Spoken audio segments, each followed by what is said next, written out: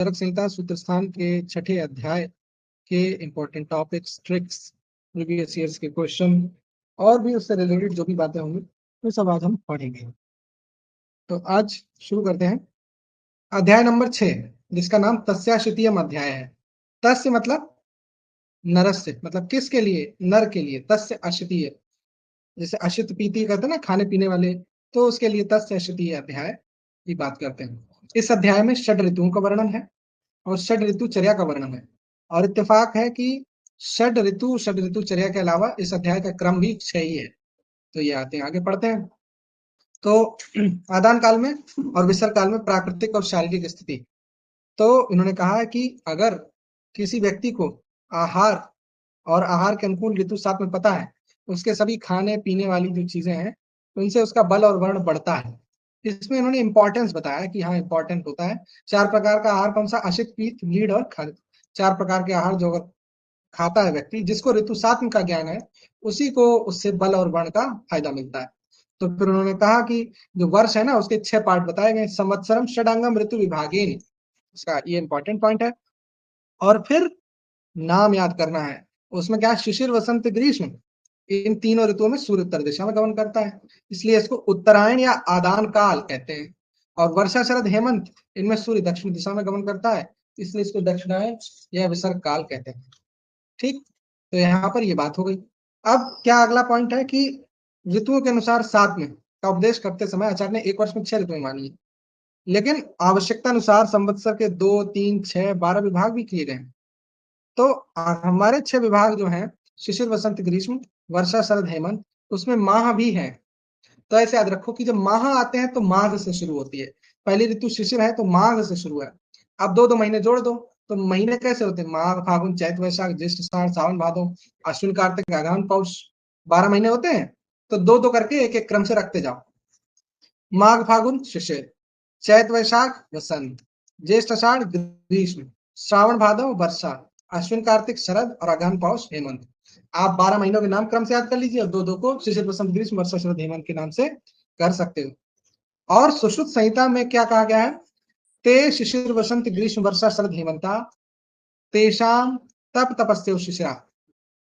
तप तपस्य मधुमाधव वसंत, महीनों के नाम है, अलग दूसरे नाम से बोल दिए। शुचि, शुक्र, ग्रीष्म, नभो, नभस्य, वर्षा, और ईशत, ऊर्ज, शरद, और सहा, सहस्य, हेमंत है।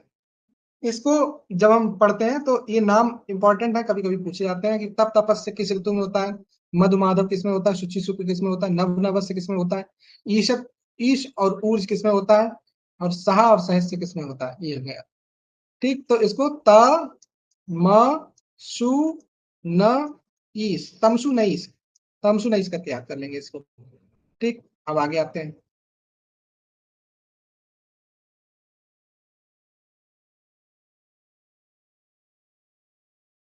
आगे चलते हैं। विसर्ग काल का वर्णन। विसर्ग काल में वायु अत्यंत रुक्ष नहीं बहती, लेकिन आदान काल में अतिरुक्ष बहती है। विसर्ग काल में चंद्रमा का बल पूर्ण होता है और समस्त भूमंडल पर अपनी किरणें फैलाकर निरंतर आप्यायित करता है, इसलिए विसर्ग काल को सौम्य कहा जाता है। तो इसमें याद करने की बात एक और है। पहले तो हमको पता चल जाए कि 6 ऋतुओं के नाम, तो 6 ऋतुओं के नाम याद हो जाएंगे। तो 3 ऋतुएं हैं शुरुआत की और फिर 3 ऋतुएं हैं लास्ट की। ठीक, तो आदान काल 3 में आता है और विसर्ग काल बाकी 3 में आता है, मतलब ग्रुपिंग कर दी है। तो जब कह रहे हैं कि जब आदान काल होता है तब सूर्य बहुत बलवान होता है, सूर्य बहुत बलवान होता है। और ऐसे समय क्या करता है? जब सूर्य बलवान होता है तो चंद्रमा कम बलवान होता है, और जब चंद्रमा कम बलवान होता है, सूर्य ज्यादा बलवान होता है, तो सोचो वायु तो अपने आप रुक्ष बहेगी। जब सूर्य की तगड़ी चीज है, जैसे हम देखें, अगर हम लोग ग्रीष्म का ही उदाहरण ले लो, शिशिर, वसंत, ग्रीष्म, 3 ऋतुएं है ना, वो आदान में है।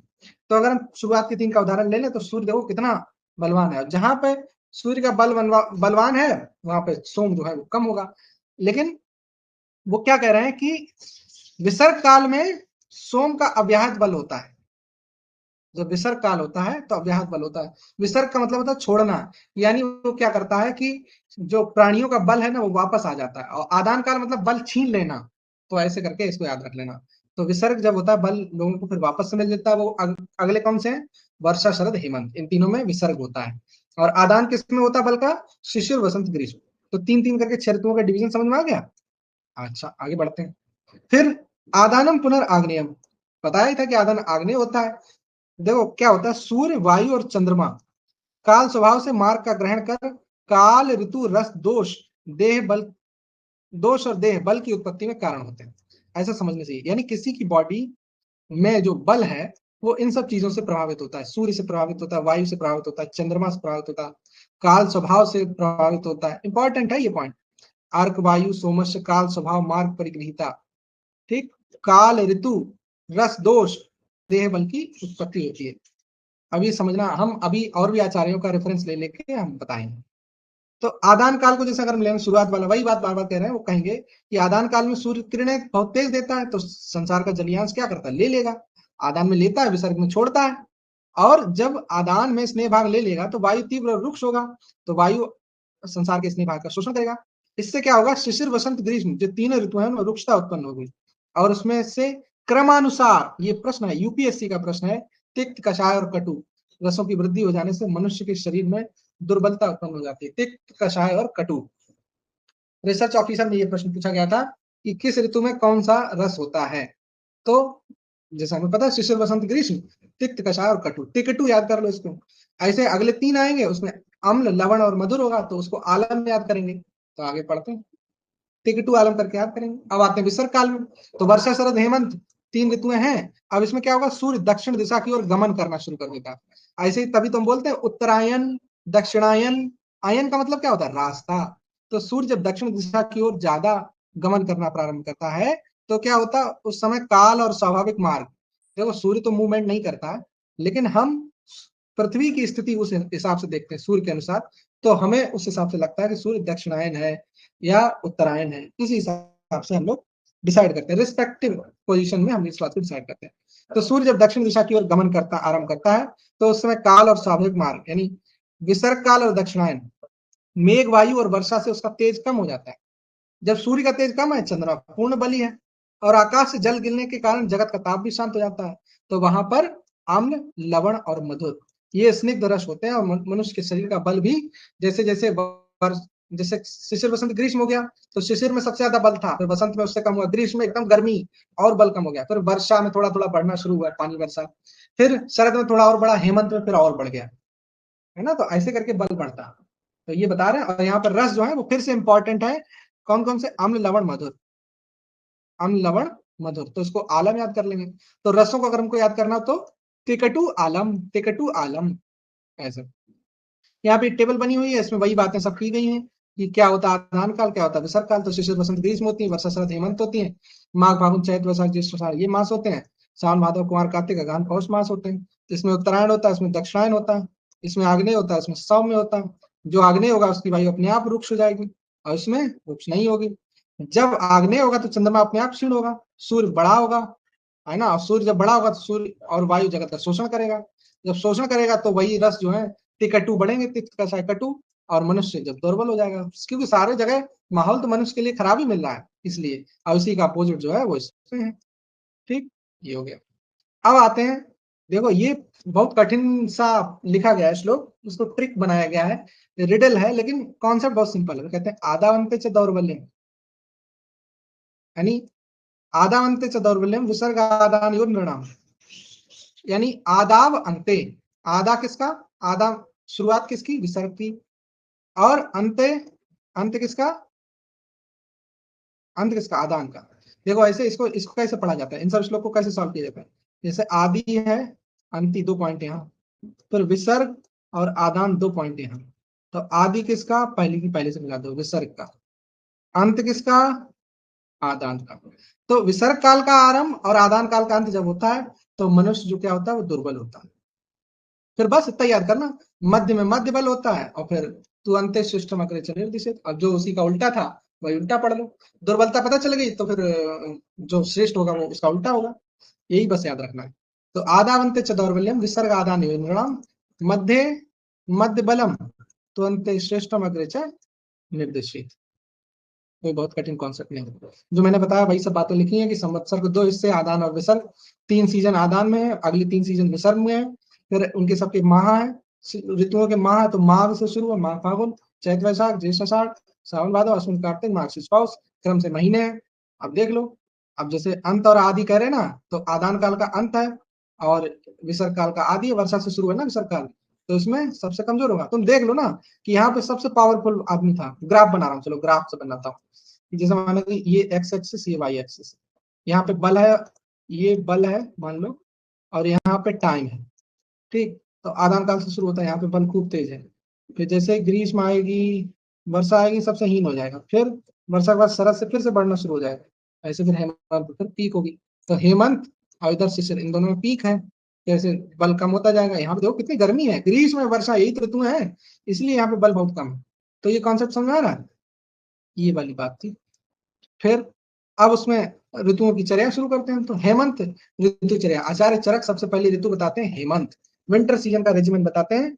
और इससे पहले जब कि हम ऋतुचर्या पढ़े, इससे पहले कुछ पॉइंट्स और देख लेते हैं कि अष्टांग हृदय में 120 चैप्टर है, अष्टांग संग्रह में 150 चैप्टर है। ये प्रश्न पूछा गया है और चैप्टर की बात चल रही है, इसलिए हमने यहाँ पे क्यों क्यों चल रही है।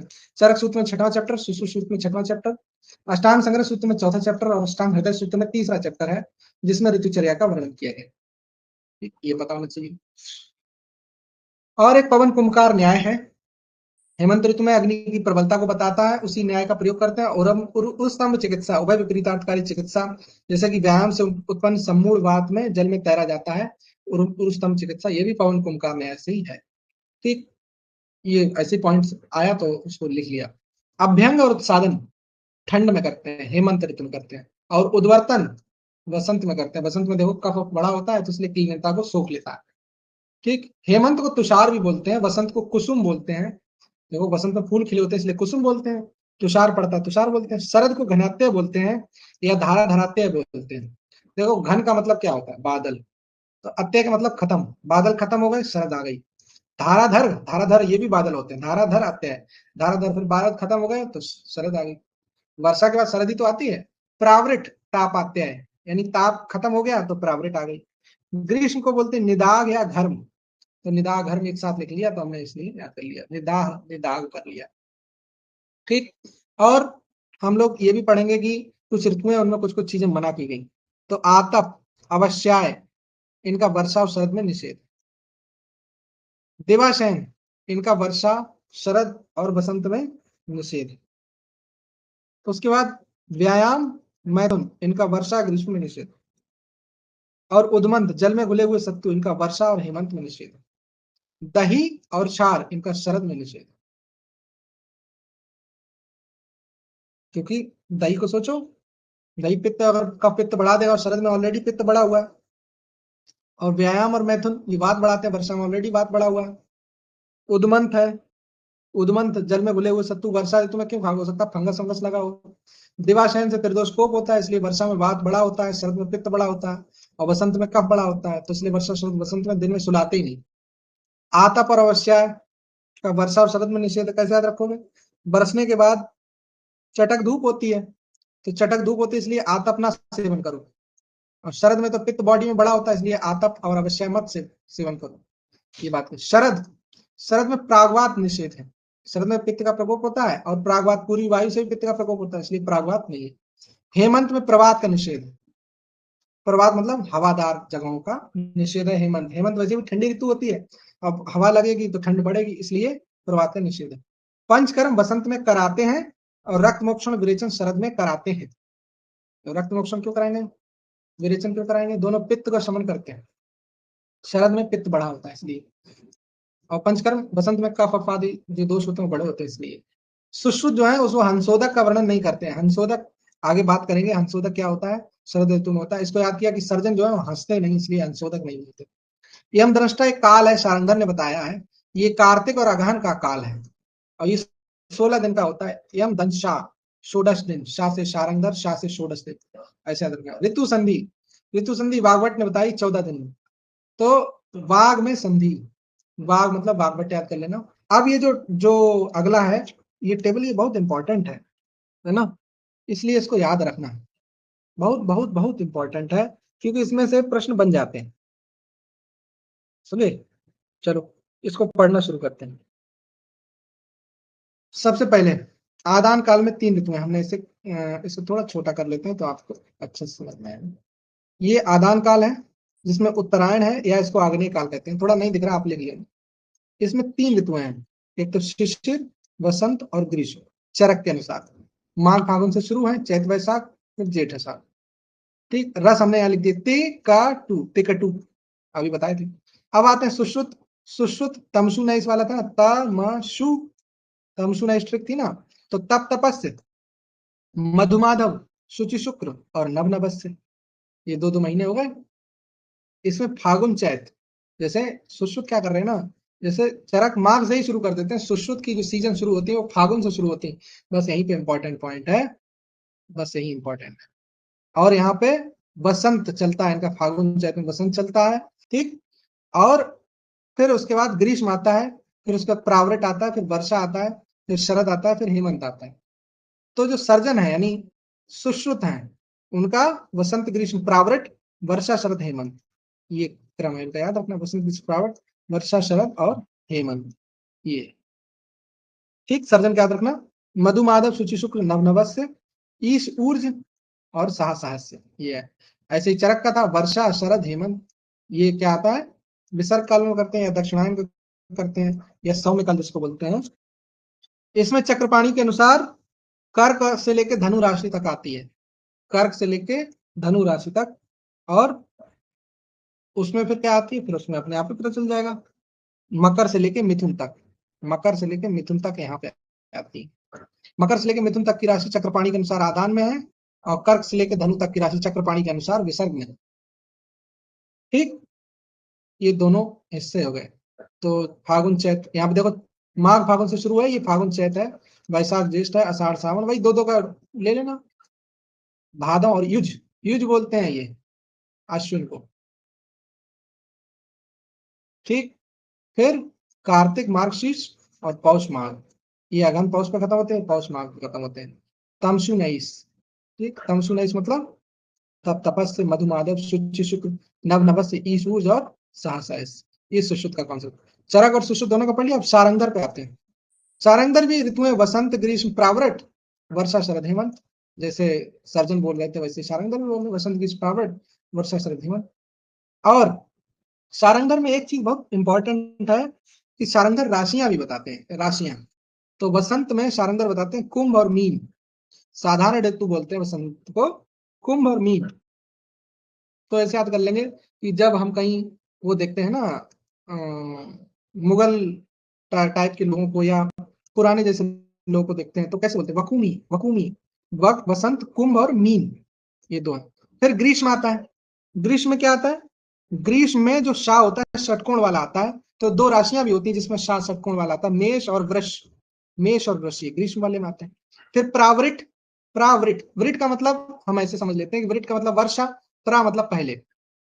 बहुत सारे लोग यही बात पे कंफ्यूजन आते हैं कि सीक्वेंस में प्रावृट कहाँ पे आएगी।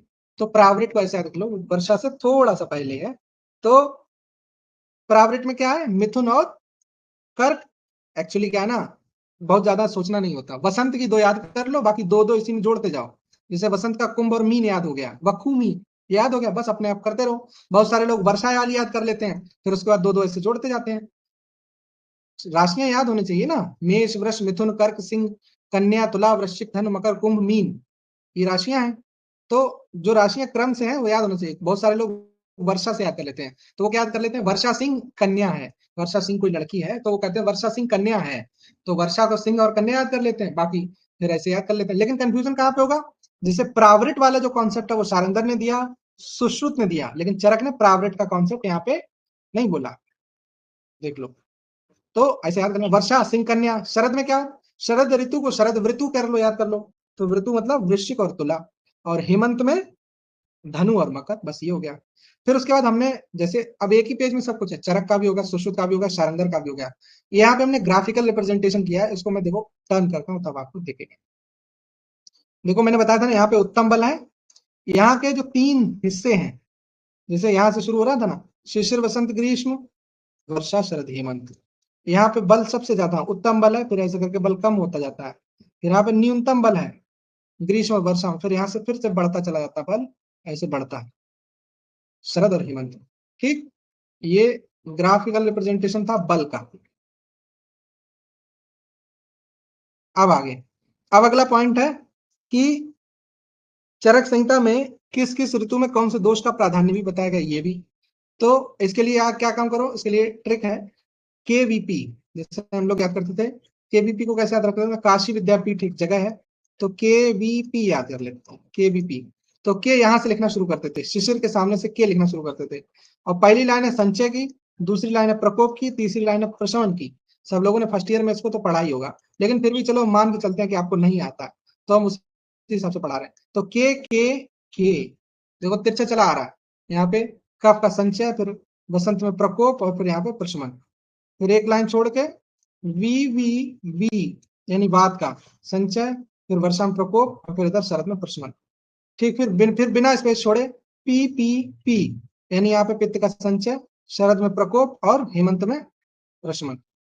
ठीक, ये है। और कफ जिस समय यहाँ पे पित्त का प्रशमन हो रहा था, यहीं पे कफ का संचय भी शुरू हो जाता है यहाँ से, लेकिन यहाँ पे भी तो था। दोनों चीजों को याद रखो। अच्छा, सब यहाँ तक हमने पढ़ लिया। अब हम आगे थोड़ा और बढ़ते हैं। आगे हम क्या पढ़ते हैं, हरितकी पढ़ते हैं ना। हरितकी का वर्णन किया है ना, तो उसमें किसके साथ साथ खाना है, तो अनुपान। तो इसमें पिपली, मधु, गुड़, हरितकी का सेवन है ना 6 ऋतुओं में, तो पिपली, मधु, गुड़, और सैंधव, शक्करा और सोंठ। तो इसको कैसे याद रखेंगे, एक ही टेबल में सब कुछ है। एक बार अगर आप समझ जाएंगे ना, तो आपको फिर कोई दिक्कत नहीं होगी। तो उसको कैसे याद रखना है, पिपली, मधु, गुड़, सैंधव, शक्कर, सोंठ। तो इसको मैंने कैसे याद किया था, PMG, यानी PMG है। PMG याद कर लो, फिर सैंधव, शक्कर, सोंठ। PMG, सैंधव, शक्कर, सोंठ, या पिपली, मधु, गुड़, सैंधव, शक्कर, सोंठ। यही सीक्वेंस है ना, याद कर लेना। और दूसरी बात, फिर उसके बाद इसमें अगला पॉइंट एक और है कि कौन कौन से रस का सेवन करना है। तो अम्ल और लवण रस का सेवन शिशिर ऋतु में करना है। मतलब अलग से ऐसा बोला गया, अभी हम लोग पढ़ेंगे ना, तो उसमें फिर से आएगा। ठीक, अम्ल लवण और मधुर रस का सेवन, अम्ल लवण और मधुर रस का सेवन ग्रीष्म और वर्षा ऋतु में करना है, क्योंकि यहाँ पे सबसे ज्यादा कमजोर है हमारा बल, इसलिए। और सबसे लास्ट में आता है अम्ल लवण का सेवन फिर से हेमंत में फिर से करना। देखो, शरद में पित्त का प्रकोप होता है, इसलिए क्षार का प्रयोग मना किया गया, दही का प्रयोग मना किया गया। समझ गए, मतलब वही सब चीजें हैं, सब सिंपल सिंपल हैं, बस कॉन्सेप्ट समझना है। समझ गए, तो ये वाली पॉइंट थी जिसमें हमने समझाया था। तो PMG, सैंधव, शक्कर, सोंठ, शिशिर, वसंत, ग्रीष्म, वर्षा, शरद और हेमंत किसके किसके साथ खाते हैं हरित की, वही उसी का वर्णन है।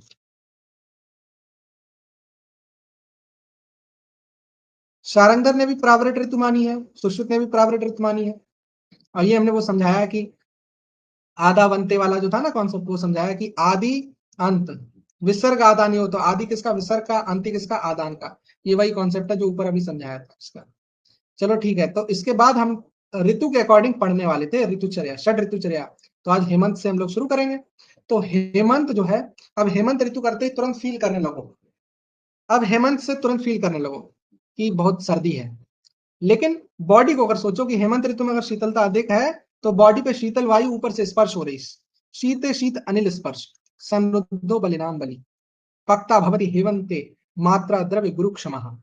मतलब अब क्या है कि जैसे एक बॉडी है, किसी की बॉडी है, उसके ऊपर से सब ठंडी ठंडी वायु लग रही है ऊपर से, तो उसके जो अंदर की जो अग्नि है, वो क्या करती है, वो बढ़ जाती है, जठराग्नि बलवान हो जाती है। और इस समय वो एबल हो जाती है सब कुछ पचाने के लिए, मतलब सब कुछ का मतलब जितने भी गुरु आहार खाद्य पदार्थ हैं उनको भी पचा सकती है। तो ये बात इस लाइन में उन्होंने कह दी।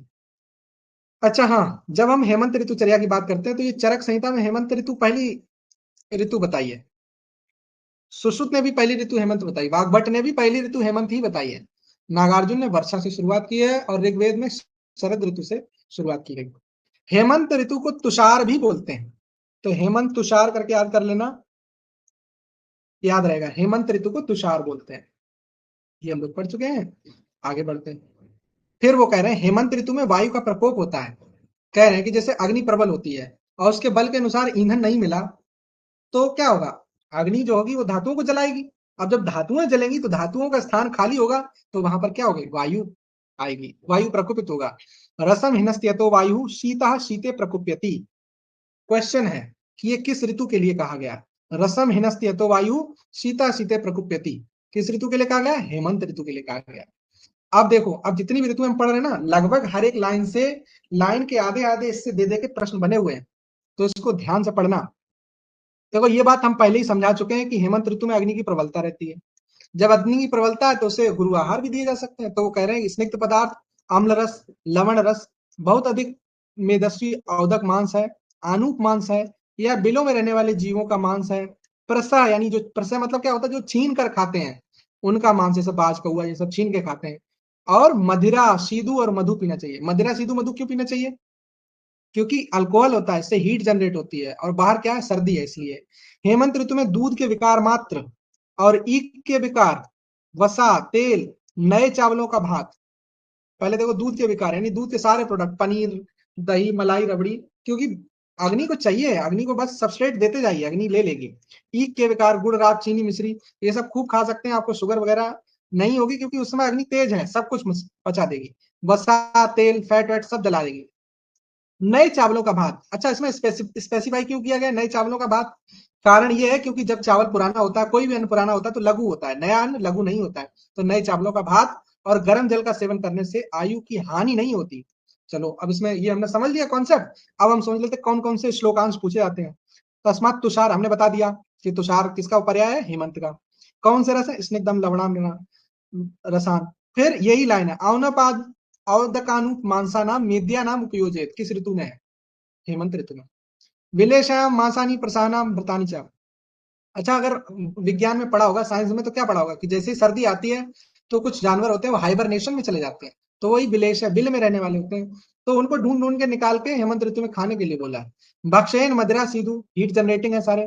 और गोरसा है, इक्षु विकृति है, यानी दूध और ईख है।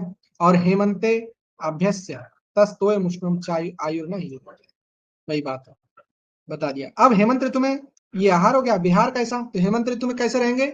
तैल का अभ्यंग, मर्दन, अभ्यंग उत्सादन, मूर्धि, तैलम, जिंता का मातपम। बस यहीं से प्रश्न है कि हेमंत ऋतु में किस प्रकार का स्वेदन वर्णित है। ये प्रश्न बना हुआ है, पूछा गया है। तो जिंताक स्वेदन है। हम लोग साग्नि स्वेद, निराग्नि स्वेद पढ़ते हैं ना, तो जिंताक स्वेद जो है वो हेमंत ऋतु में वर्णित है। भजे भजे भूमि गृहम चोष्णम, उष्णम गर्भ गृहम तथा। बस सिंपल सिंपल, सब कुछ एकदम ऐसा प्रैक्टिकल सा है, इसमें बहुत अधिक कुछ ऐसा याद करने लायक कठिन थोड़ी है। उष्ण भूमि ग्रह, उष्ण गर्भ ग्रह, वाहन शयन आसन के पर्दे आदि कुछ ढककर रखना। प्रवार, अच्छा ठीक है, यहाँ से ये कठिन है थोड़ा, कि प्रवार आजिन कौशे प्रवेणी कथुका स्तरणम। ये क्या है ना, एक्चुअली ये कपड़ों के टाइप्स हैं। तो प्रवार जो है वो कॉटन वाले कपड़े हैं, अजिन रोम वाले चर्म है, कौशे रेशम के वस्त्र हैं, और प्रवेणी जूट ऊट वाले वस्त्र हैं, जूट सनई इन सब से बनते हैं। और कुतका, कुथक, कुथक जो है क्या होते हैं? कंबल वगैरह जो होते हैं, कंबल कुथक वगैरह होते हैं, इन सबको बिछा के बैठना चाहिए। गुरुष्णवासा दिग्दांगो गुरुणा अगुरुणा सदा। फिर वो कह रहे हैं कि अगर अगरू को घिसिए और उस पर शरीर पे गाढ़ा गाढ़ा लेप करिए। और सैन्य प्रमदाम पीना विशालोपसति स्तनी, यानी विशाल स्तनों और अंगर लिखा है, अगुरु होता है ये। अगुरु और से पुते हुए अंगों वाली स्वस्थ मदमाती नारी का आलिंगन करके सोना और यथेच्छ मैथुन करना, ये सब शीत ऋतु में हितकर विहार है। एक्चुअली यहाँ पे कॉन्सेप्ट क्या है? पुरुष और स्त्री साथ रह के आराम से सो सकते हैं और यथेच्छ मैथुन कर सकते हैं। कारण क्या है? क्योंकि यहाँ पर प्राणी बल जो है वो सबसे अधिक है, इसलिए यथेच्छ मैथुन करना शीत ऋतु में हितकर विहार है। ये कॉन्सेप्ट हो गया। अगला क्या है? हेमंत ऋतु में क्या नहीं करना है, क्या नहीं खाना, क्या नहीं करना। तो उसके लिए वर्जेत अन्नपानानि वातनानि लघुनि च। वही बात है ना कि देखो खाना मिलता नहीं, तो अग्नि क्या करती है? धातुओं को जलाती है और वात की वृद्धि होती है। इसलिए आप किसी भी वातल अन्नपान, किसी भी लघु अन्नपान का बिल्कुल भी प्रयोग ना करें हेमंत में। और कैसे माहौल में ना रहें?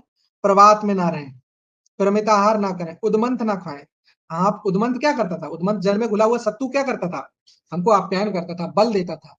तो हमें यहाँ पे जरूरत नहीं है एक्चुअली, हमें हमें हेमंत है, हमारे पास बल ऑलरेडी है, तो ये सब नहीं करना। हेमंत खत्म हो गया, अब शिशिर ऋतु पे आते हैं। तो शिशिर ऋतु में क्या? हेमंत शिशिर तुल्य, शिशिरे अल्प विशिष्ट। हेमंत और शिशिर दोनों समान होते हैं, लेकिन शिशिर में कुछ विशेषता होती है। विशेष क्या होता है? विशेष याद आया? सामान्य एकत्व कर्म विशेषस्तु प्रतिकत्व कृत। अगर यहाँ पर विशेषता है तो कुछ प्रतिकत्व करता है, यानी हेमंत और शिशिर तुल्य है, लेकिन विशेष शिशिर में कुछ अलगाव है, कुछ अलग चीजें हैं, वो आगे पढ़ेंगे। तो उन्होंने कह रहे हैं कि आदान काल में है शिशिर वसंत ग्रीष्म, तो शिशिर ऋतु में रुक्षता तो आ जाती। रक्षम आदंजम शीतम मेघ मारुत वर्षजम, और मेघ वायु और वर्षा भी होती है, इसके कारण इसमें शीत पड़ने लगती है। अच्छा, सभी लोगों ने, हम लोगों ने ज्योग्राफी में पढ़ा था ना, वेस्टर्न डिस्टर्बेंसेस, जो हवाएं होती थी, जो उत्तर पूर्वी भागों में इंडिया के मौसमी दिशाओं को बिगाड़ते थे, तो क्या होता था, वेस्टर्न डिस्टर्बेंस या पश्चिमी विक्षोभ होता था, जिससे क्या होता था, दिसंबर जनवरी के टाइम बारिश होती थी। तो वो वही कह रहे हैं कि शिशिर ऋतुचर्या है, शिशिर वसंत ग्रीष्म, यानी अभी ठंडी ही चल रही है। और ठंड चल क्या रही है कि ठंड यहाँ पे ज्यादा है, तो वो कह रहे हैं कि मेघ वायु और वर्षा के कारण ठंड बहुत ज्यादा है, शीत ज्यादा पड़ने लगती है, इसलिए शिशिर ऋतु में हेमंत ऋतु की तो सब विधियों का पालन करना ही है। और एक चीज एक्स्ट्रा बताई उन्होंने, क्या, निवात गृह में रहना, विशेष रूप से निवात, निवात मतलब जहाँ पे एयर का वेंटिलेशन आवागमन कम हो, और उष्ण गर्म गृह में रहना। ठीक। अब शिशिर ऋतु में क्या नहीं खाना है, तो उन्होंने बता दिया, कटुतिक्त कषायानी वातलानी लघुनी चा वर्जेद अन्नपानानि शिशिरे शीतलानी चा। क्या नहीं खाना? कटुतिक्त कषाय रस नहीं खाना, लघु रस है ना। और कटुतिक्त कषाय का क्या करेंगे आप? अभी तो हमारी हेमंत में सबसे तेज थी, और अग्नि, ये क्या करते हैं, सब आग्नेय है, देखो कटु आग्नेय है, तो हमें अग्निवर्धक जरूरत नहीं है रसों की। बातल, बात की भैया, सारा माहौल कोल्ड है, बात दे देंगे तो एग्रेवेट हो जाएगा, तो बातल लघु आहार नहीं लेना है। वर्जेद अन्न पानी चा शिशिरे शिशिरे शीतल चा, शीतल आहार नहीं लेना है। ठीक है, ये वर्षा हो गई, उसके बाद शिशिर हो गई। अब वसंत पे आते हैं। वसंत देखो बड़ा इंटरेस्टिंग है। तो वो कह रहे हैं कि वसंते निजतः श्लेष्मा दिनकृत भावी ईरिता, वसंते, वसंते निजतः श्लेष्मा, है ना। और एक लाइन और है, हेमंते निचिता श्लेष्मा वसंते कफ रोग कृत, कि हेमंत में जो निश्चित किया हुआ श्लेष्मा था वो वसंत में कफ रोग करता है। यहाँ पे चरक बोलते हैं कि वसंते निचिता, यानी वसंत, देखो अभी कह रहे हैं ना कि वसंत ऋतु शुरू हुई है, अभी कफ इकट्ठा किया हुआ रखा हुआ है हेमंत ऋतु का। तो वो क्या कह रहे हैं कि जो कफ है, श्लेष्मा है, वो दिनकृत, यानी दिनकृत मतलब सूर्य, भा भी, भा भी, भा मतलब उसकी आभा, उसकी किरणों से, ईरिता, यानी उनसे क्या हो रहा है कि उनसे प्रेरित हो रहा है, द्रवीभूत हो रहा है, और वो क्या करता है, कायाग्नि बाधते, और जठराग्नि को बाधन करता है, रोग जठराग्नि को कमजोर करता है, और रोगास तथा प्रकृति बहु, और बहुत सारे रोगों को करता है। तस्मात, इसलिए वसंते कर्माणि वमनादि कार्य, इसलिए वसंत में वमनादि कर्म करना चाहिए। एकदम समझ में आ रहा है कि नहीं, वसंत ऋतुचर्या में क्या करते हैं? ठीक। वसंत ऋतु में क्या खाना पीना रोकते हैं, क्या आहार विहार नहीं करते हैं? तो कह रहे हैं गुरु अम्ल स्निग्ध मधुर। देखो भाई, वसंत में ऑलरेडी कफ बढ़ा हुआ है, तो आप हमें गुरु अम्ल स्निग्ध मधुर रस मत दीजिए, हमें नहीं चाहिए। और दिवा स्वप्न, दिवा स्वप्न से वैसे भी कफ बढ़ेगा, भारीपन आएगा, गुर तो आएगा, तो ये सब नहीं करना वसंत ऋतु में। तो वसंत ऋतु में क्या आहार विहार करना, इसकी बात हम लोग कर लेते, इंटरेस्टिंग है। कह रहे व्यायाम उद्वर्तन धूम कवल ग्रह अंजनम, व्यायाम उद्वर्तन धूम कवल ग्रह अंजन, ये सब करना। और सुखामुना शौच विधि, गुनगुने पानी से आप जब आप मलमूत्र क्रिया करें तो उससे शौचें, उससे अपनी धुलाई करें। शीलयत कुसुमागमी, कुसुमागमे किसका पर्याय है, ये प्रश्न है। शीलयत कुसुमागम, कुसुम आगम, कुसुम मतलब पुष्प, पुष्पों का आगमन किस ऋतु में होता है, फूल किस में खिलते हैं, वसंत में खिलते हैं, तो यही प्रश्न है। तो व्यायाम उद्वर्तन धूम कवल ग्रह अंजनम सुखामना शौच विधि, ये यहाँ से प्रश्न है। कुसुमागम क्या होता है, यहाँ से प्रश्न है। और चंदन अगरु दिग्दांगो यव गोधूम भोजना, कौन कौन से देख लो, वसंत ऋतु है ना, तो वसंत ऋतु में चंदन अगरू इन सबसे अंगों को दिग्ध करके, इसका मतलब क्या है, इसमें मतलब एक प्रकार से हम ये बात कर रहे हैं कि बहुत खुशबूदार माहौल करना है, खुशबूदार बसंत की बॉडी करनी है। और भोजन कैसा करना है, यव से, जौ से, गेहूं से, इनसे भोजन करना है। और शार्वम शासमयनेयम मासम लाभ कपिंजलम, तो लाभ को हमने ना लव सोच के दिल बना दिया यहाँ पे, लाभ कपिंजल। और किसका किसका मांस यूज करना है, इन्होंने नाम अलग अलग से बोले हैं। शारव, शास, शास मतलब खरगोश, शरव हिरण का है, और एणे, एण हिरण है, एक डिफरेंट काला वाला हिरण है। इन सब के मांस का प्रयोग करना है। ये देखो सब बहुत अधिक भारी भारी वाले नहीं है। और भक्षेद निगदम सीधु पिबेन माधविक में बचा, निगत सीधु और माधविक, इन सब का प्रयोग करना है। और वसंते अनुभवित स्त्री नाम कानन नाम च यौवनम, कह रहे हैं कि वसंत में स्त्रियों का यौवन और वनों का यौवन, इनका अनुभव करना चाहिए। वसंत मतलब बहुत ही वैसी ऋतु है, मतलब बहुत क्या कह सकते हैं, एक प्रकार से रोमांटिक टाइप की ऋतु है, इसलिए इसको बोल दिया गया। अब आते हैं ग्रीष्म ऋतुचर्या। ग्रीष्म ऋतुचर्या एकदम तुरंत इमेजिन करो, गर्मी है, मयूख है जगत है, मयूख है मतलब यहाँ पे किरण है, जगत स्नेह, ग्रीष्म पे पियते रवि, रवि तो एकदम सब कुछ सोख लेता है। फिर यहाँ से फिर प्रश्न है, स्वादुषितम द्रवम स्निग्धम अन्नपानम तथा हितम, किस ऋतु के लिए कहा गया है ऐसा स्वादुषित द्रव स्निग्ध अन्नपान? ये किसमें कहा गया है? ग्रीष्म ऋतु के लिए कहा गया है। शीतम सशर्करम मंत्रम जांगलम मृग पक्षिणा, सिंपल है ना, शीत सशर्करा वही सब, चीनी से लस्सी शरबत वगैरह ये सब बात कर रहे हैं। और जांगल पशु पक्षियों का मांस रस बोल रहे हैं। जांगल पशु पक्षियों का क्यों बोल रहे हैं? देखो जांगल का जो ना इजिली डाइजेस्टेबल होता है, ग्रीष्म ऋतु प्राणी बल कम है ना, अग्नि भी कम है, तो क्या करेगा बेचारा, तो हल्का फुल्का ही चाहिए। घृतम पया सशाल्यन्नम भजनम ग्रीष्म न सीदति, यही सब करना है। घी दूध चावल इनका अगर स्वाभाविक मतलब अगर इनका सेवन करोगे तो स्वाभाविक बल है वो नष्ट नहीं होगा।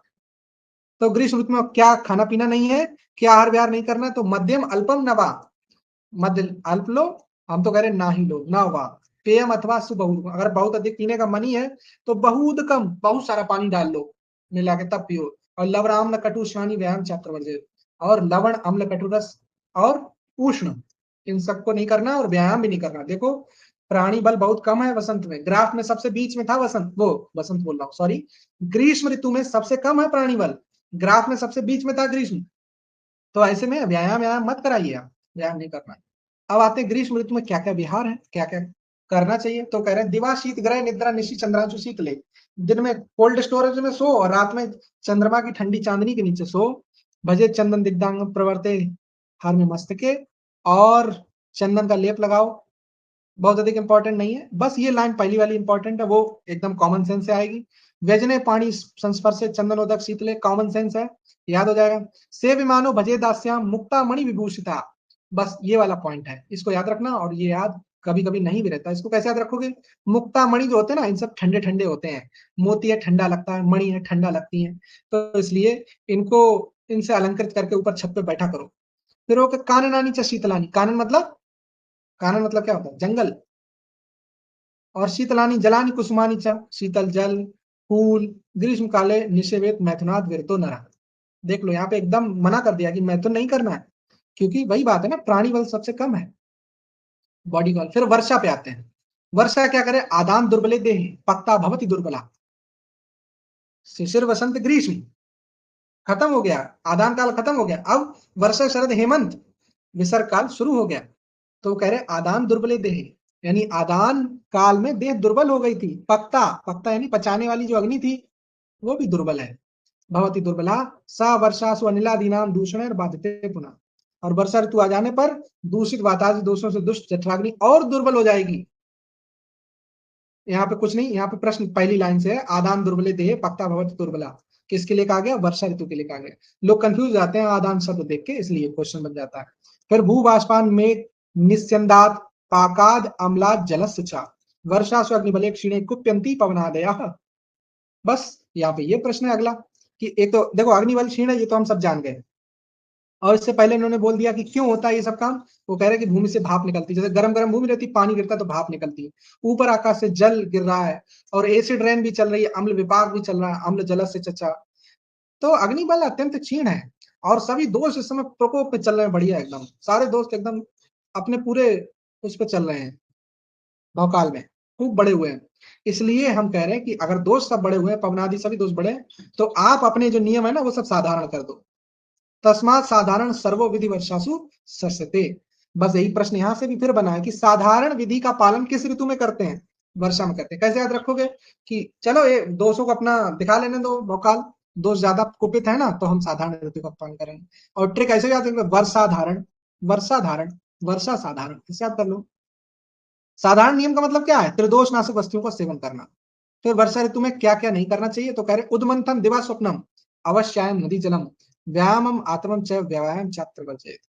तो एक तो उद्मंथ, जल में घुला हुआ सत्तू, दिवा स्वप्न, अवश्याय ओस, नदी जलम, नदी का पानी देख लो, एक तो फंगस वंगस लग जाएगी, वर्षा चल रहा है, दिन में सोओगे सभी दोष प्रकोपित हो जाएंगे। अवश्य यार ठंडी ओस नहीं लेना है, क्योंकि देखो आसमान हो गया है साफ, पानी बरस गया, आसमान साफ हो गया, तो ओस एकदम सीधी लगेगी और बहुत नुकसान कर सकती है। नदी जल, पानी बरसा हुआ है, नदी सब गंदी पंदी पड़ी होगी। व्यायाम मत करो, सभी दोष बढ़े हुए हैं। आतप, आतप मत लो, क्योंकि आसमान एकदम क्लियर है, तगड़ी धूप लगेगी, नुकसान हो जाएगा। और विवायम चतुर्वर्जित, सभी दोष बढ़े हुए हैं, विवाह से अपना और बात मत बढ़ाओ, तो वो कह रहे हैं कि ये सब वर्जन करो।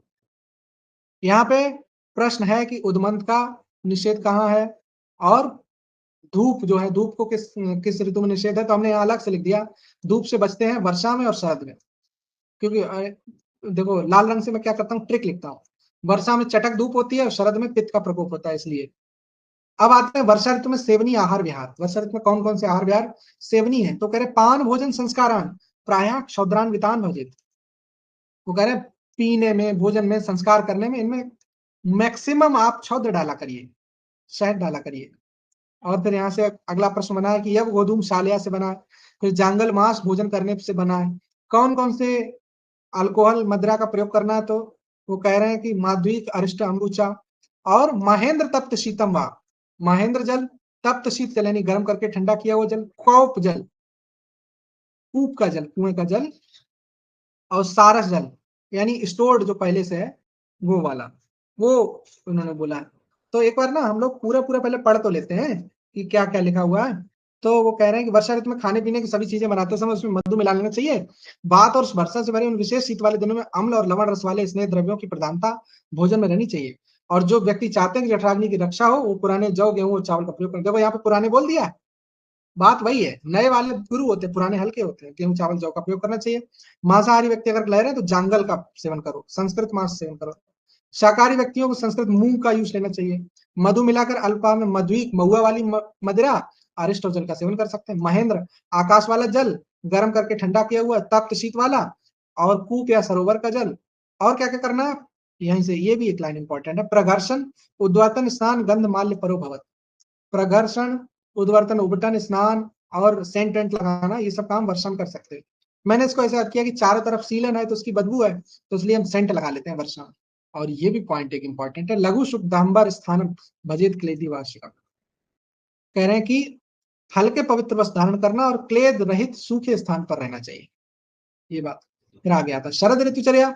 शरद ऋतुचर्या, अच्छा, इसमें कह रहे हैं कि शरद ऋतु में पित्त का प्रकोप होता है। वर्षा काल में जिसको शीत सात्म हो गया है, उनके अंग सहसा सूर्य की प्रखर किरणों से तप्त हो जाते हैं। अब जो पित्त था संचित वर्षा ऋतु में हो रहा था, वो शरद में अब कुपित हो जाता है। यहाँ से प्रश्न है, तप्ता नाम आशितम पित्तम प्राय शरद कुपिति। कॉन्सेप्ट है वो याद ही हो जाएगा, कर ही लोगे। फिर अगला है, शरद ऋतु में सेवनीय आहार विहार क्या होते हैं। पित्त प्रशमनम सेव्यम मात्रा सुप्रकांक्षिते। सुप्रकांक्षिते मतलब जब प्रॉपर आकांक्षा हो, जब भूख लगे तब। तो अच्छी भूख लगने पर रस में मधुर, गुण में लघु, वीर में शीतल, तिक्त रस युक्त पित्त को शांत करने वाले अन्नपान का मात्रा पूर्वक सेवन करना चाहिए। घन अत्यय यानी मेघ का नाश, यानी वर्षा खत्म होने के बाद शरद ऋतु में मांसाहारियों को लाव, कपिंजल, एड़, उरब, शरब और खरगोश का मांस खाना चाहिए। सामान्यतः सभी को चावल, जौ और गेहूं का सेवन करना चाहिए। और कुष्ठ अधिकार में बताए हुए तिक्त घृत का पान करना चाहिए। तिक्त घृत क्यों करना चाहिए, तिक्त रस जो है ना वो पित्त का शमन करता है। विरेचन और रक्त मोक्षण क्रिया, विरेचन भी पित्त का शमन करेगा, रक्त मोक्षण भी पित्त का शमन करेगा। और इस ऋतु में सबसे ज्यादा क्या बढ़ा है, पित्त ही बढ़ा है, शरद में पित्त बढ़ा। तो अगला प्रश्न है, लावान, कपिंजल, एणान बहुत कम पूछा गया है। घनात्य किसको कहते हैं, ये पता होना चाहिए, प्रश्न बना है यहाँ पे। धारा धारात्य किसको कहते हैं, ये पता होना चाहिए, ये भी प्रश्न बना है। और बाकी तिक्त से सर्पिशा पानम, ये कॉन्सेप्ट पता होगा तो लगा लोगे। अच्छा, लाभ जो है मैंने लव शब्द से बनाया है, ये वसंत और शरद में आता है, ठीक। माध्यमिक का सेवन वसंत और वर्षा में आता है, याद रखें।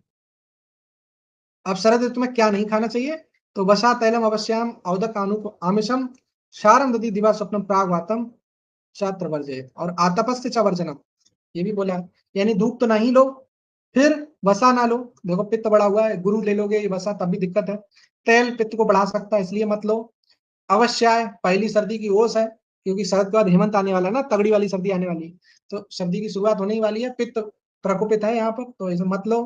क्षार है, वो पित्त वर्धन करेगा। दधि पित्त का वर्धक करेगा। देवा स्वप्न, कफ और तीनों मतलब दोष सभी प्रकोपित हो जाएंगे।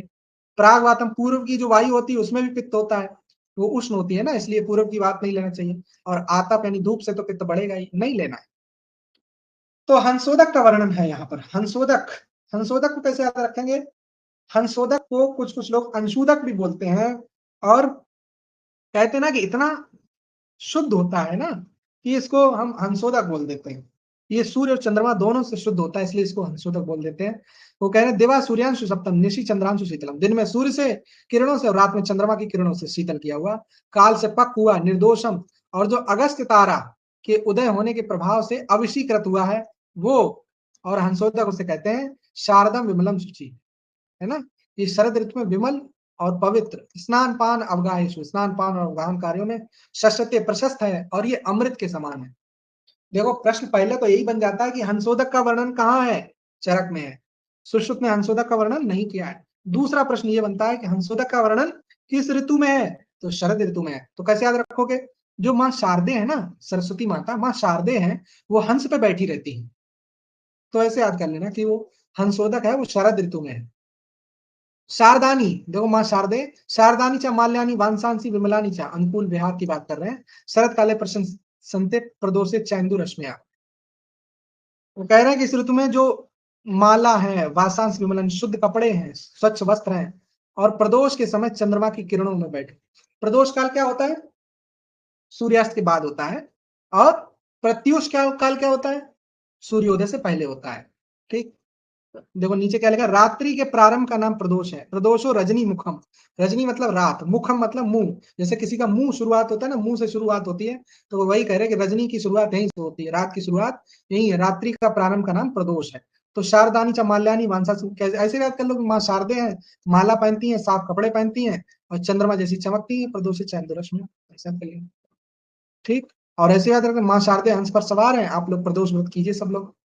ये एक टेबल बनी हुई है, इसमें सब कुछ दिया हुआ है, आप लोग पढ़ सकते हैं। अब आते हैं सातवें का वर्णन। क्वेश्चन है सातवें का वर्णन कहाँ पे है?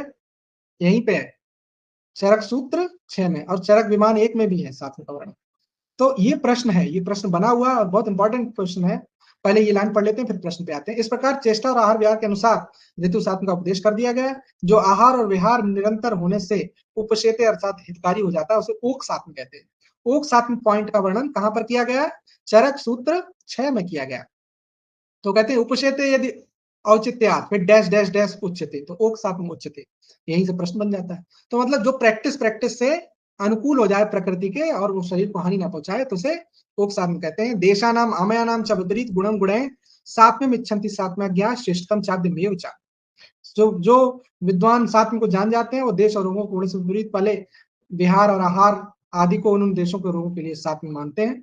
और इस प्रकार प्रत्येक ऋतु में मनुष्यों को सेवन करने और ना सेवन करने के आहार विहारों का कारण सहित वर्णन कर दिया गया, सात्म का भेद बता दिया गया, उसका विवेचन कर दिया गया। इति अग्निवेश कृते तंत्रे चरक प्रसंस्कृते सूत्रस्थाने स्वस्थ वृत्त चतुष्के तस्याशितियो नाम षष्ठोऽध्याय।